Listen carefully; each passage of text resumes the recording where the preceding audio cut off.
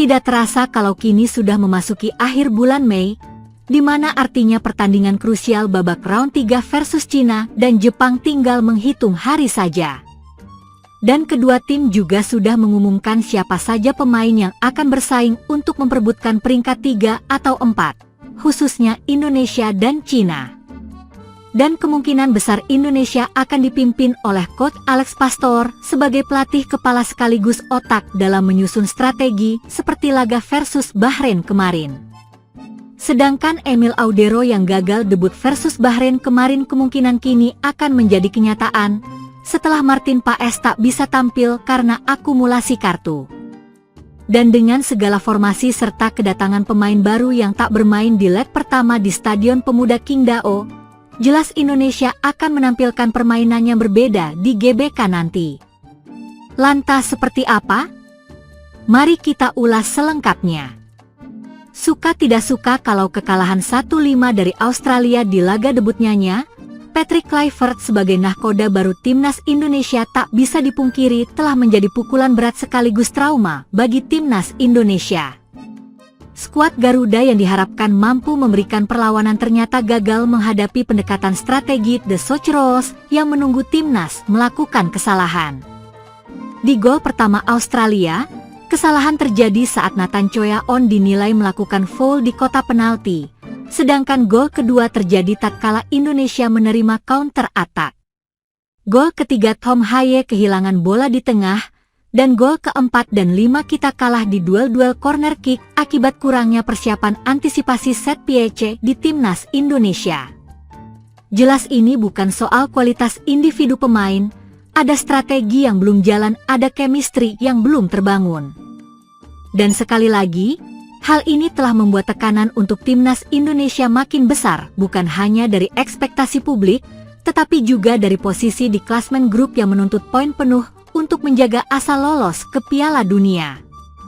Namun beruntung, PSSI langsung bergerak cepat di mana di laga selanjutnya versus Bahrain Alex Pastor langsung ambil alih kepemimpinan timnas Indonesia.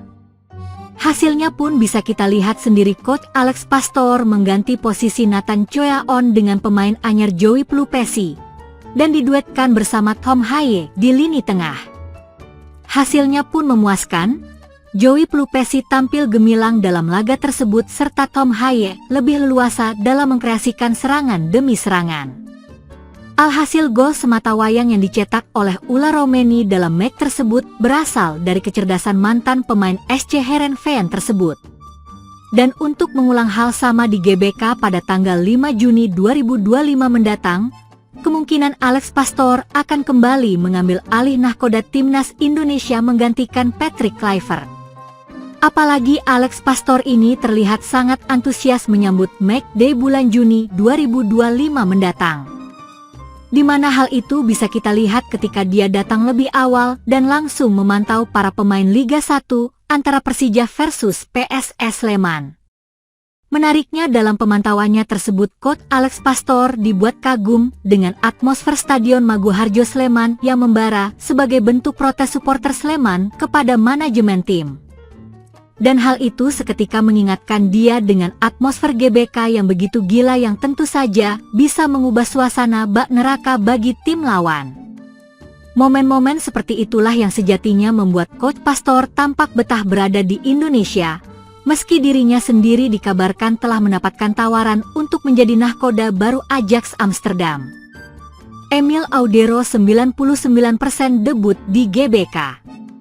Kiper utama timnas Indonesia Martin Paes dipastikan absen saat menghadapi Cina dalam lanjutan kualifikasi round 3 Piala Dunia 2026 zona Asia yang akan digelar pada 5 Juni 2025 di Stadion Gelora Bung Karno, SUGBK, Jakarta. Kabar absennya kiper asal klub Major League Soccer, FC Dallas itu disampaikan langsung oleh Paes. Paes harus menepi akibat akumulasi kartu kuning yang diterimanya sepanjang babak kualifikasi. Saya tahu aturan di AFC, saat kita mendapatkan 2 kartu kuning akan mendapatkan sanksi, ujar Paes. Salah satu kartu kuning tersebut ia terima saat debutnya melawan Arab Saudi dalam laga yang berlangsung panas dan penuh tekanan. Kami butuh mengulur waktu karena saat itu ada banyak momentum untuk Arab Saudi. Sayangnya saya harus dapat kartu kuning, jelasnya. Dengan absennya Paes, peluang terbuka lebar bagi Emil Audero, kiper anyar timnas Indonesia, untuk melakukan debut sebagai starter di bawah Mister Garuda. Emil sendiri punya kualitas yang tak kalah dengan Martin Paes, dan hal itu dia juga tunjukkan bersama Palermo. Sementara Rafael Struijk kurang memuaskan dalam beberapa pertandingan terakhir. Selain itu di klubnya sendiri dia juga kurang mendapatkan jam bermain. Sementara Ula Romeni menjadi pemain paling menonjol di 2 laga terakhir versus Australia dan Bahrain. Kecepatan kerja keras dan kemampuannya menciptakan ruang memberi harapan baru bagi lini serang Indonesia. Dan 2 gol di 2 laga debutnya seolah mengirimkan sinyal positif jika Indonesia punya sosok yang bisa diandalkan. Selain itu Eliano Reigders juga yang masuk menggantikan Rafael Struijk di babak kedua juga tampil impresif. Eliano menunjukkan kreativitas visi permainan dan ketenangan yang membuatnya layak mendapatkan perhatian lebih. Selain itu akhir-akhir ini Eliano menjadi salah satu sosok yang tak tergantikan bersama timnya di Eredivisie Belanda. Bahkan baru-baru ini dia berhasil membawa timnya meraih kemenangan dan Eliano Reigders berhasil mencetak 1 gol. Bicara soal Ula Romeni, dirinya sendiri telah membuktikan kualitasnya dengan permainan yang menonjol. Melawan Australia dan Bahrain, kecepatannya dalam menusuk pertahanan lawan dan kemampuan duel 1 lawan 1 membuatnya sulit dihentikan. Di posisi sayap kiri atau sebagai penyerang tengah, Ula Romeni bisa menjadi motor serangan yang terus mengancam lini belakang Cina. Dan kemungkinan pada tanggal 5 Juni nanti, Ula Romeni bakal menjadi daya gedor utama timnas Indonesia untuk mencetak pundi-pundi gol.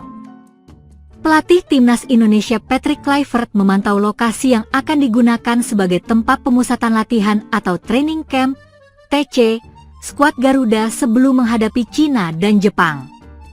Timnas Indonesia akan menjalani TC menjelang pertandingan kualifikasi Piala Dunia 2026 pada 26 Mei mendatang. 5 hari sebelum TC mulai, Coach Patrick menginspeksi Bali United Training Center yang akan menjadi lokasi latihan bagi Rizky Ridho dan kawan-kawan. Kluivert, yang ditemani asistennya Alex Pastor dan Denny Lanzaat, datang pada Rabu 21 Mei siang. Tak cuma melihat lapangan, tim pelatih juga meninjau pusat kebugaran, ruang ganti, hingga jacuzzi, dan shower.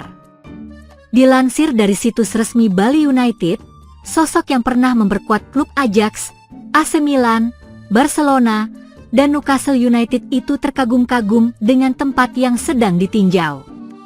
Tidak ada tempat yang lebih indah dari ini, ucap Kluivert singkat penuh makna.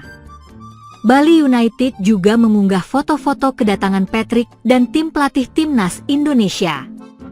Timnas Indonesia akan menjalani pemusatan latihan di Bali pada 26 Mei.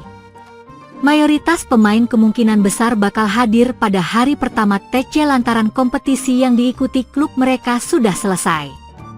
Kendati demikian ada pemain-pemain yang tidak bisa hadir tepat waktu pada hari pertama TC, karena masih harus membela klub masing-masing.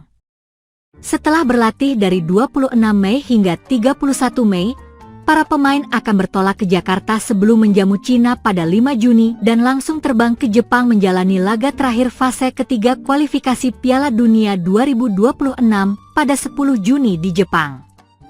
2 laga sisa tersebut menjadi krusial bagi skuad merah putih yang mengincar tiket ke Piala Dunia tahun depan. Jika bisa finish di peringkat 2 besar, maka tiket lolos langsung dipastikan aman.